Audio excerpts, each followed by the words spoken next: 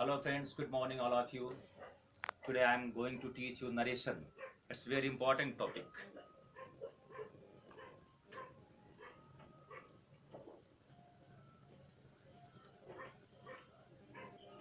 आप लोग परीक्षा को फेस करना चाहते हैं। परीक्षा में ज़्यादा रटने की डिस्क्रिप्टिव में जाने की आवश्यकता नहीं, आपको समझने की आवश्यकता है, सूक्ष्म बातों को समझने की आवश्यकता है, क्योंकि किसी भी परीक्षा में 0.5 अंक भी बहुत मायने रखता है। और आज हमने जो आपको टॉपिक लिया बहुत इंटरेस्टिंग टॉपिक है, नरेशन टॉपिक। रटने की आवश्यकता नहीं है और आपको चंद पलों में ही आपको हम सिखाने का प्रयास करेंगे और आपको हमेशा के लिए याद हो जाएगा। मित्रों, नरेशन इसके दो भाग हैं। पहला है डायरेक्ट, इसको स्पीच भी कह सकते हैं, दूसरा है इनडायरेक्ट। सबसे पहले हम ये इस पे प्रकाश डालना चाहते हैं कि नरेशन बहुत इंटरेस्टिंग टॉपिक है, बहुत जरूरी टॉपिक है। ये न केवल शिक्षक परीक्षा के लिए, एसएससी के लिए, बैंक के लिए, रेलवे के लिए आपको पढ़ना वही है, और किसी भी परीक्षा के लिए आप इस टॉपिक को पढ़ेंगे तो आपके काम आएगा। आपको रटने की आवश्यकता नहीं है। नरेशन, इसको आप स्पीच भी कह सकते हैं, डायरेक्ट स्पीच, इनडायरेक्ट स्पीच कह सकते हैं।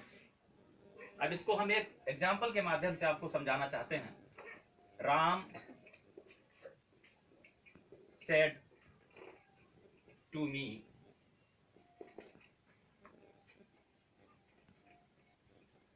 आई एम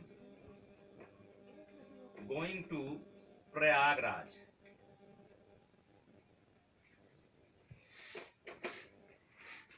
ये आपका डायरेक्ट है। Ram said to me, I am going to Prayagraj. Ram यहां पर क्या है?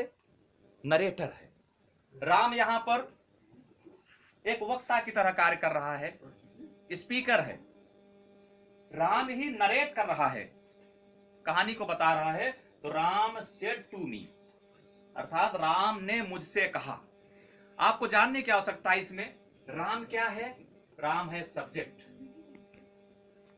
इसको आप नरेटर भी कह सकते हैं। ये आपका स्पीकर भी है, वक्ता है इसमें। और जो मुख्य बिंदु है रिपोर्टिंग वर्ब, जो बात कही जा रही है वो है रिपोर्टिंग वर्ब। रिपोर्टिंग, राम क्या कह रहा है? राम कह रहा है, यानी कहना, जो कहा गया है, कहना, ये रिपोर्टिंग वर्ब है। और उसके बाद सेड टू मी, जिससे कहा, वो ऑब्जेक्ट है।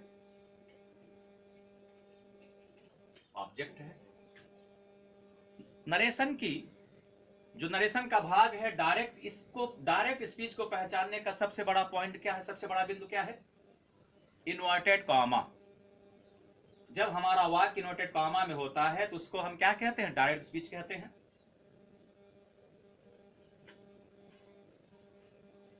और पूरा भाग हमारा जो राम के द्वारा कहा गया है वो क्या कहलाएगा? रिपोर्टेड स्पीच कहलाएगा। Reported speech. तो राम ने मुझसे कहा कि मैं प्रयागराज जा रहा हूं। राम ने जो बात कहा उसको रिपोर्टेड स्पीच कहेंगे।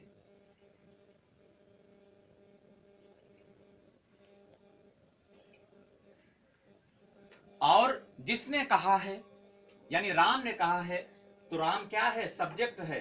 राम ने जिससे कहा है, मी, यानी ये ऑब्जेक्ट है। इन्वर्टेड कॉमा में जो बात बंद है, जो बात इन्वर्टेड कॉमा में बंद है, उसको हम क्या कहेंगे? रिपोर्टेड स्पीच कहेंगे। रिपोर्टेड स्पीच यानी रिपोर्टर के द्वारा कही गई बात ही रिपोर्टेड स्पीच कहलाती है।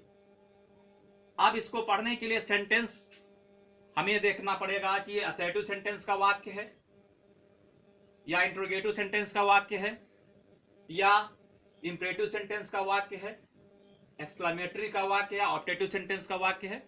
रटने की आवश्यकता नहीं, लेकिन अपने कॉन्सेप्ट में, अपने दिमाग में आपको ये फीडबैक करना है, रखना है कि हमें ये जानना है किस तरह का सेंटेंस है।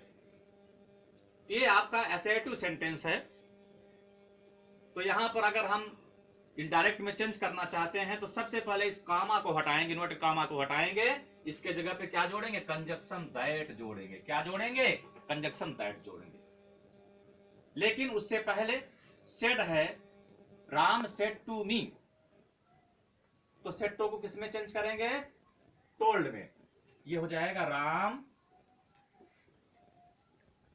Told me that. अब ये आई है, अब आई को किसमें चेंज करेंगे, यहां पर मी है, किसके अनुसार बदलेगा, देखिए Ram said to me I am going to Prayagraj, यानी राम ने मुझसे कहा कि वह प्रयागराज जा रहा है, तो दैट कर देंगे। दैट के बाद कौन जा रहा है, ही, यानी राम, तो यहां पे हम प्रोनाउन लिखेंगे he. Ram told me that he.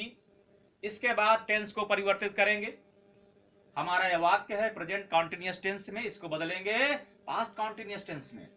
That he was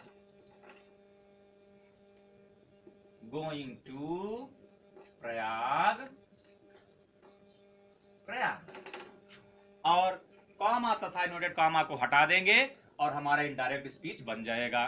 तो आपको समझने की आवश्यकता है, बड़े ही भाव से समझने की आवश्यकता है, इसको बड़े नजदीकी समझने से आवश्यकता है, रटने की आवश्यकता नहीं है। केवल आपको सेंटेंस को जानना है कि हमारा वाक्य एसएटिव में है, इंट्रोगेटिव में है, इंपरेटिव में है, एक्सक्लेमेटरी में है या ऑप्टेटिव में है, उसके नियम को याद करना है। और आसानी पूर्वक किसी भी परीक्षा में डायरेक्ट इनडायरेक्ट आएगा, आप उसको आसानी से कर सकेंगे।